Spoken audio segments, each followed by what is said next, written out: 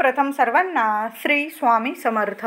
स्वामी महाराजांच्या कृपेने तुमच्या सर्व चांगल्या इच्छा पूर्ण होत ही स्वामींचरणी प्रार्थना करते आणि आजच्या व्हिडिओला सुरुवात करते. तर येत्या रविवारी 4 ऑगस्ट 2024 रोजी आषाढ अमावस्या आलेली आहे. अमावस्या प्रारंभ होणार आहे 3 ऑगस्ट 2024 रोजी शनिवार रोजी दुपारी 3:50 अमावस्या समाप्ती आहे 4 ऑगस्ट 2024 रोजी रविवार रोजी 4:42 अमावस्या समाप्ती आहे. उदय तिथीनुसार आपल्याला 4 ऑगस्टला रविवार रोजीच अमावस्या साजरी करायची आहे, म्हणजे दिवे धुवायची अमावस्या साजरी करायची आहे. आता काहींना अमावस्या तिथी प्रारंभ होतात. जर दिवे धुवून ठेवायचे असतील तुम्हाला तर तुम्ही शनिवारी दुपारनंतर तुम्ही दिवे वगैरे घर वगैरे स्वच्छ करू शकता. सर्व घरातील दिवे घासून पुसून लखलखी स्वच्छ करून ठेवू शकता. तुम्हाला जर रविवारी वेळ मिळणार नसेल जास्तीचा तर तुम्ही ही कामं तुम्ही शनिवारी सुद्धा अमावस्या प्रारंभ होताच करू शकता. आता ज्यांना नाही शनिवारी वेळ मिळाला त्यांनी रविवारी जरी केलं, घसून पुसून स्वच्छ करा घरातील सर्व दिवे. आता महिलांनी या दिवशी अशी कामं अशा गोष्टी करायच्या आहे जेणेकरून आपल्या घरातील पितृदेवता सुद्धा प्रसन्न झाले पाहिजे. माता लक्ष्मी धावत धावत आपल्या घरात आली पाहिजे. घरातील म्हणजे प्रत्येक व्यक्तीची प्रगती झाली पाहिजे. कुटुंब कसं सुख समृद्धी झालं पाहिजे. प्रत्येकालाच वाटतं आपल्या घरात सुख शांती यावी आणि सुख शांती येण्यासाठी आपल्याला काही उपाय तापाय सुद्धा करावे लागतात. अशीच काही सुख शांती आपल्याला प्रत्येकाला मिळत नसते, त्यासाठी थोडेसे कष्ट सुद्धा घ्यावे लागतात. म्हणून महिलांनो, या आषाढ अमावस्येला अशा काही गोष्टी करायच्या आहे, असे काही उपाय तापाय करायचे आहे. 2 नारळांचा एक उपाय मी सांगणार आहे तुम्हाला, हा सुद्धा करा. घरातील विनाकारण कटकटी होत असतील, भांडणं होत असतील, पैसा अडका टिकत नसेल, मुलांना नजरबाधा लागलेली असेल, तुमच्या घराला नजरबाधा झालेली असेल, संपूर्ण दोष निवारण होतील असे आता उपाय मी तुम्हाला सांगत आहे. या आषाढ अमावस्येला कोणते कोणते उपाय करायचे जाणून घेऊया. पण त्याआधी तुम्ही आपल्या चॅनलवर नवीन असाल कृपया चॅनलला नक्की सबस्क्राईब करा, कारण हे चॅनल फक्त माझं नाही तर आपल्या सर्वांचं आहे. नक्की सबस्क्राईब करा. कमेंटमध्ये जरूर लिहा श्री स्वामी समर्थ. तर आषाढ अमावस्येला सकाळी जरासं लवकर उठायचं आहे. पहिल्यांदा आपण आंघोळीच्या पाण्यात थोडंसं खडं मीठ टाका आणि आंघोळ करा. मिठाचे हे उपाय सुद्धा तुमच्या आजूबाजू तुमच्या घरातून संपूर्ण नकारात्मकता दूर करण्यासाठी खूप प्रभावी ठरतात. आणि हे मिठाचे उपाय कधी करायचे तर अमावस्या पौर्णिमेला जरूर करावे आणि अमावस्येला तर खास करून नक्की करावे.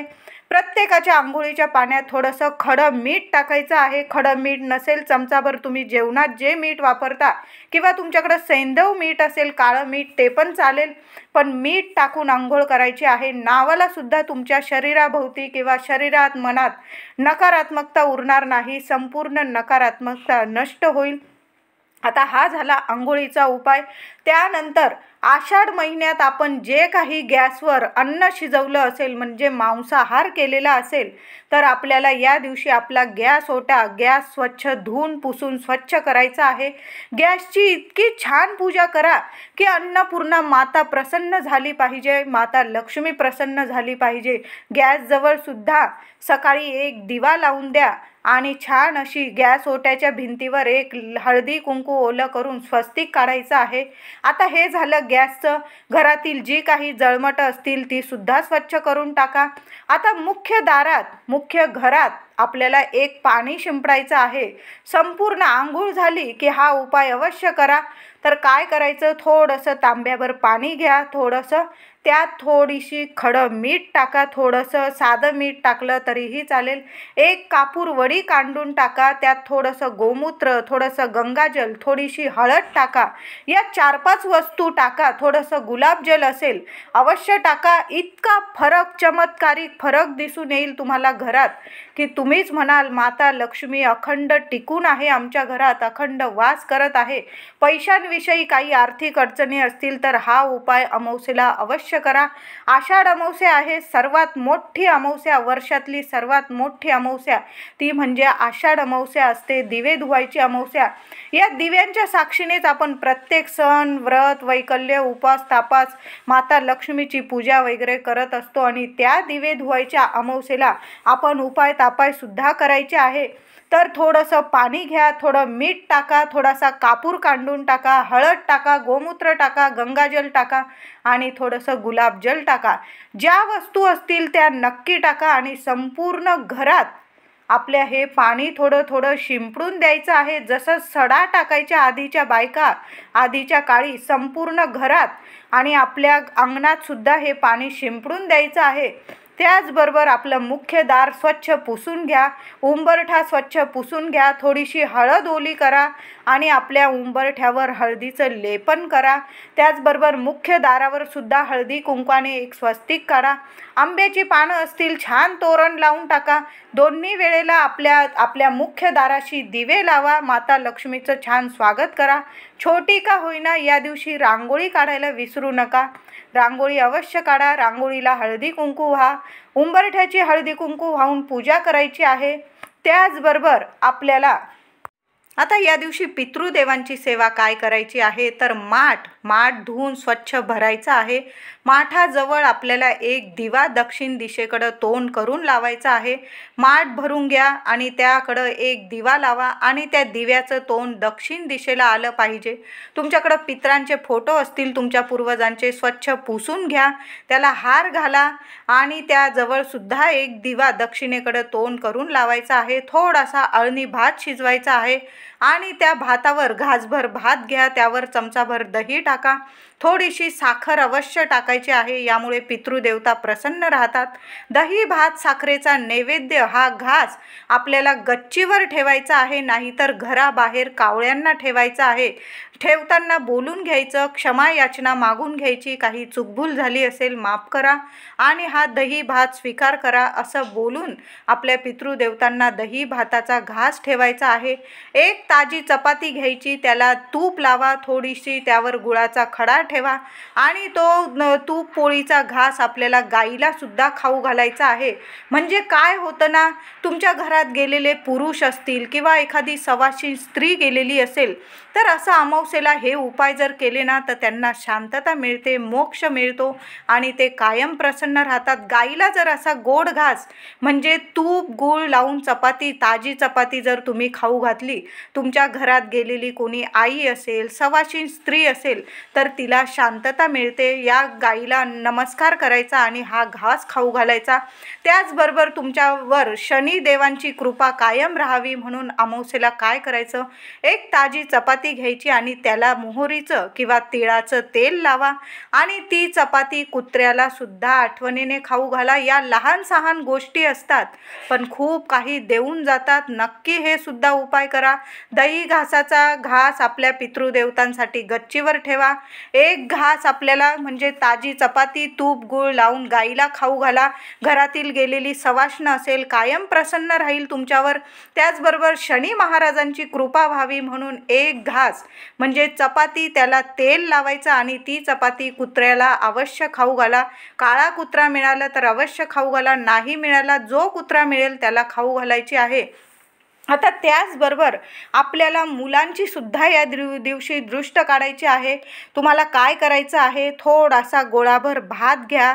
भात कधी पण ताजाच घ्यायचा. उपाय करताना किंवा पितृदेवतांची सेवा करताना घास गच्चीवर ठेवताना ताजाच भात घ्यायचा आणि आपण जेवणात भात करतो त्यातला घेऊ नका. तुम्ही वेगळा भात शिजवायचा आहे, अळणी भात घ्यायचा आहे. मुलांची दृष्ट काढताना सुद्धा गोळाभर भात घ्या. अळणी भात घेतला चालेल. त्यावर थोडंसं दही ठेवायचं आहे, चमचाभर दही ठेवा आणि सुक्या 2 लाल मिरच्या ठेवायच्या आहे. त्याला देठ असल्याची काळजी घ्या. देठ असले पाहिजे सुक्या लाल मिरच्यांना आणि त्यावर थोडंसं खडं मीठ ठेवायचं आहे. या 3 गोष्टी मुलांना उभं करा पूर्व पश्चिम. हे उपाय तापाय करताना आता पितृदेवतांना घास देताना, गाईला घास देताना, कुत्र्याला घास देताना, मुलांची दृष्ट काढताना सकाळी 12च्या आतच हे उपाय करायचे आहे, नंतर करू नका.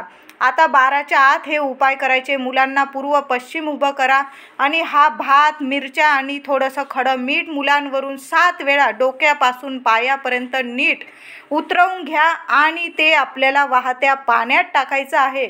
आता तुमच्याकडं वाहतं पाणी नसेल, एखादं झाड असेल, झाडाची थोडीशी माती उकरून घ्या आणि तिथं तुम्ही पुरून टाकलं ते आणि वरून माती टाकून दिली तरीही चालेल. किंवा कोणाला खायला ठेवून दिलं तुम्ही पक्ष्यांना तरीही चालेल, पण वाहत्या पाण्यात जर तुम्ही हा उतारा टाकला तर मुलांची दृष्ट लगेच उतरून जाते. आता घराची दृष्ट काढायची आहे. या गोष्टी खूप महत्त्वाच्या आहे. आषाढ अमावस्या आहे. सर्व इडापिडा टळून जाऊ दे. प्रत्येक महिलेला वाटतं घरात लक्ष्मी नांदू दे. मग काय करायचं, एक नारळ घ्यायचं आहे. हा उपाय तुम्ही सकाळी पण केला, संध्याकाळी पण केला तरीही चालेल, कारण उदय तिथीनुसार संपूर्ण दिवसभर ही तिथी मानली जाते, अमावस्या तिथी मानली जाते. जरी 4:42 4 तारखेला रविवारी अमावस्या समाप्ती आहे, तरी पण उदय तिथीनुसार ही तिथी अमावस्या तिथी संपूर्ण दिवस आहे. मग तुम्ही काय करा, संध्याकाळी एक नारळ घ्या किंवा दुपारीच हा उपाय केला तरीही चालेल. तुम्हाला जेव्हा वेळ मिळेल हा उपाय करायचा आहे.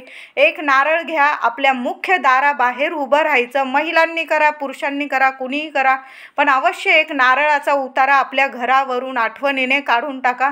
नारळ 7 वेळा नीट एकदम मुख्य दारावरून वरून तर खालूनपर्यंत असा नीट नारळ उतरवून घ्यायचा आणि तो बाहेर डस्टबिनमध्ये टाकून द्यायचा. आता उतारे करताना कुणाच्या पायाखाली येणार नाही याची मात्र काळजी घ्यायची. आपल्या घरावरील, आपल्या मुलाबाळांवरील इडापिडा आपण कधीच कुणाला देऊ नका, नाहीतर उतारे काढून काहीही उपयोग होत नाही.